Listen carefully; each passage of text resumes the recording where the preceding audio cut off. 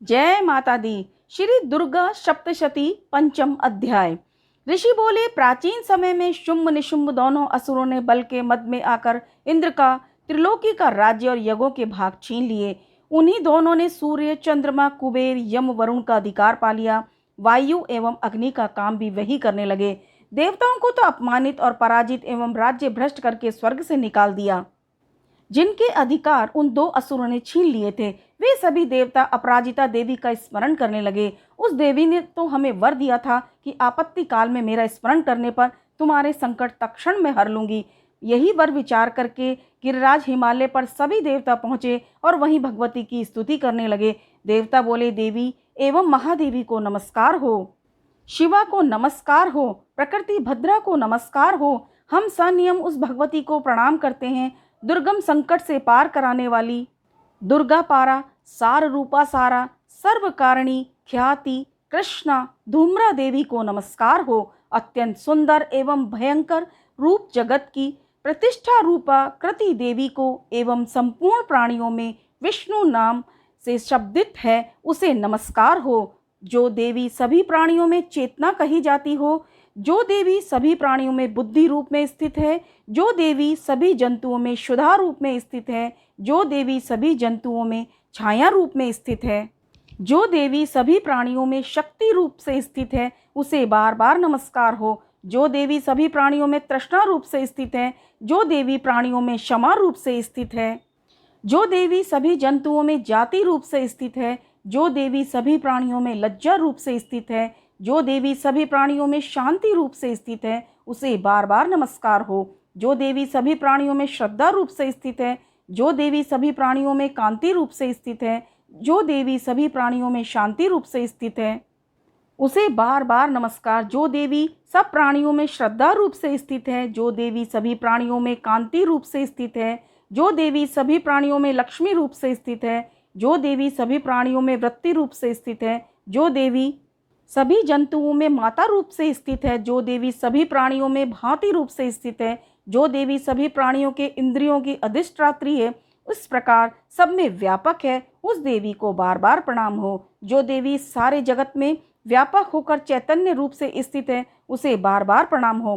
प्राचीन काल में अपने मनोरथों की सिद्धि के लिए देवताओं ने जिस देवी की स्तुति की, इस प्रकार कई दिनों तक सुरपति दे इंद्र जिनकी सेवा करता रहा, वह मंगला रूपा परमेश्वरी हमारे मंगल एवं कल्याण करे, हमारी आपत्तियां दूर करे, दुष्ट दैत्यों से संतापित हम संपूर्ण देवता जिस भगवती ईश्वरी को प्रणाम कर रहे हैं, जो भक्ति पूर्वक नम्रता के स्वरूप मनुष्य द्वारा स्मरण की जाने पर उनकी सभी विपत्तियों का नाश कर देती है, वह हमारी सभी विपत्तियां दूर करे। ऋषि बोले, हे राजन, देवता लोग जब इस प्रकार भगवती की स्तुति कर रहे थे, उस समय श्री गंगा जी के जल में स्नान करने के लिए पार्वती जी आई। उस समय सुंदर भुहों वाली पार्वती जी ने देवताओं से कहा कि आप लोग किसकी स्तुति कर रहे हो। तब उनके शरीर कोश से प्रकट होकर शिवा बोली, ये देवता तो शुंभ दैत्य के निकाले हुए संग्राम से निशुंभ से पराजित हुए मिलकर मेरी ही स्तुति कर रहे हैं। पार्वती जी के शरीर कोश से श्री अंबिका जी का प्राकट्य हुआ, इसी कारण सारे संसार में यह कौशिकी के नाम से प्रसिद्ध है।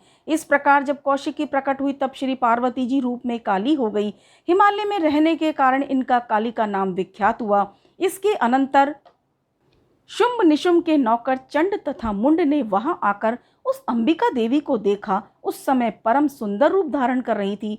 उन दोनों ने शुंभ दैत्य को जाकर कहा, महाराज, हिमालय को अपनी कांति से प्रकाशित करती हुई परम सुंदर स्त्री वहां बैठी है। वैसा उत्तम परम सुंदर रूप किसी ने भी नहीं कहीं देखा होगा। हे असुरराज, वह देवी कौन होगी, इस बात का ही आप पता लगाइए।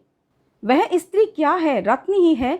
उसके तो सभी अंग बड़े मनोहर हैं, अपनी दिव्य कांति से दिशाओं को प्रकाशित कर रही है। हे दैत्येंद्र, आप जाकर उसे देख सकते हैं। हे प्रभु, जितने भी रत्न, मणियां, घोड़े, हाथी आदि तीनों लोकों में पाए जाते हैं, वे सब तो आपके घर में शोभित हैं। इंद्र का श्रेष्ठ हाथी ऐरावत, यह पारिजात का वृक्ष एवं उच्छ्रवा अश्व, ये तो आपने ले ही लिए। हंसों से युक्त यह विमान भी आपके आंगन में विद्यमान है। जो यह अद्भुत विमान ब्रह्मा के यहाँ रत्न समझा जाता था, यह भी आप यहाँ ले आए हैं। कुबेर से महापद्म निधि भी आप ले आए हैं। समुद्र ने आपके केशरों वाली किंजलकनी माला भेंट की है। सोने की वर्षा करने वाला वरुण का छत्र भी आपके घर में है। यह सुंदर रथ भी आपके पास आ गया है, जो पहले प्रजापति के यहाँ था। हे ईश्वर, उत्क्रांतिदान नाम की शक्ति भी आपने मृत्यु से छीन ली है। वरुण का पाश तथा सभी जाति के समुद्री रत्न तो आपके भाता निशुंभ के अधिकार में आ गए हैं। अग्नि ने भी स्वयं शुद्ध करके 2 वस्त्र आपको दिए हैं। हे दैत्येंद्र, आपने सभी प्रकार के रत्न इकट्ठे कर लिए हैं, फिर भी यह कल्याणी देवी जो कि स्त्री रत्न है, उसे क्यों नहीं ग्रहण करते? ऋषि बोले। तब चंड मुंड के वचन सुनकर शुंभ ने महासुर सुग्रीव को दूत बनाकर देवी के पास भेजा और कहा कि तुम मेरी ओर से उससे इस प्रकार कहना और उपाय करना जिससे वह प्रसन्न होकर अत्यंत शीघ्र यहाँ चली आए। यह सुनकर वह दूत पर्वत के उस प्रदेश पर पहुंचा जो कि अत्यंत सुंदर था।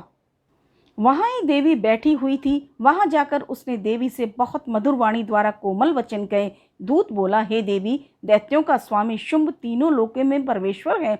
मैं उसका दूत हूँ। आपके पास उसने मुझे भेजा है। मैं यहाँ आया हूँ। सभी देव जातियों में कोई भी देवता नहीं जो उसकी आज्ञा न मानता हो।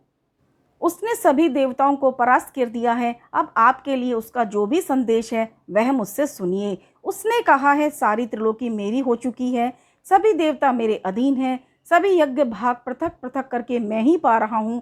त्रिलोकी भर में उत्तम सभी रत्न मेरे अधीन हो चुके हैं। उसी प्रकार इंद्र के वाहन श्रेष्ठ ऐरावत हाथी को मैंने छीन लिया है। देवताओं ने क्षीर समुद्र से उत्पन्न उच्चश्रवा नामक अश्व रत्न प्रणाम करके मुझे भेंट कर दिया है। जितने भी देव गंध एवं नागों के पास रत्न वस्तुएं थी, वे सब की सब हे सुंदरी मेरी हो चुकी हैं। हे देवी, अब हम तुमको स्त्रियों में एक रत्न मान रहे हैं। इस कारण आप सबको भी हमारे पास आ जाना चाहिए, क्योंकि हम तो रत्नों के भोक्ता हैं। अब तुम्हारी इच्छा है, मुझे अथवा मेरे पराक्रमी भाता निशुंभ को इन दोनों में से किसी को वर लो, क्योंकि तुम रत्न स्वरूप हो। मेरे साथ विवाह कर लेने से अतुल ऐश्वर्य प्राप्त हो जाएगा। यह अपनी बुद्धि के द्वारा सोच लें, फिर मेरे साथ विवाह कर लें। ऋषि बोले। जब इस प्रकार देवी से दूत ने कहा, तब वह जगत को धारण करने वाली भगवती देवी जी गंभीर होकर मंद मंद मुस्कुराकर बोली, हे दूत, तुमने जो कहा वह सत्य है, मिथ्या कुछ भी नहीं है। इसमें संदेह नहीं कि शुंभ त्रिलोकी का स्वामी है और निशुंभ भी वैसा ही है, किंतु मैंने भी एक प्रतिज्ञा की हुई है, उसे किस प्रकार से मिथ्या करूं? अल्प बुद्धि के कारण जो मैंने पहले प्रतिज्ञा की है उसे सुनिए। प्रतिज्ञा इस प्रकार है, जो मुझे युद्ध में जीत ले, मेरा अभिमान तोड़ दे और संसार में मेरे समान बलद हो, वही मेरा भर्ता हो सकता है। शुंभ आए अथवा महाअसुर निशुंभ आए, मुझे जीतकर शीघ्रता से पानी ग्रहण करे। देर करने की आवश्यकता ही नहीं है। दूत बोला, हे देवी, तुम्हें अभिमान है जो इस प्रकार की बातें मेरे सामने कर रही हो? कहो, भला त्रिलोकी में ऐसा कौन सा पुरुष है जो शुंभ निशुंभ का सामना कर सके? सारे देवता तो दूसरे दैत्यों का सामना भी नहीं कर सकते। तू तो स्त्री है, फिर अकेली है। युद्ध भूमि में इंद्रादिक सभी देवता जिन शुंभ आदि दैत्यों के सामने न ठहर सके, भला तू स्त्री होते हुए उनका सामना कैसे करेगी? इसलिए जैसा मैं कहूँ वैसा करो। तुम शुंभ निशुंभ के पास चली जाओ। इस प्रकार चलने से तुम्हारी प्रतिष्ठा होगी, अन्यथा जब वे तुम्हारे केश पकड़कर घसीटते ले जाएंगे तो तुम्हारा गौरव नष्ट हो जाएगा। देवी बोली, हे दूत, इसमें कोई संशय नहीं कि शुंभ बलवान है और निशुंभ भी पराक्रमी है, पर मैं तो क्या करूं? प्रतिज्ञा से पहले यह बात मैंने सोची ही नहीं थी। अब तो तुम जाकर असुर राज को मेरा संदेश दो, फिर जो उसे उचित दिखाई दे वही करे। दुर्गा सप्तशती का 5वां अध्याय था। जय माता दी।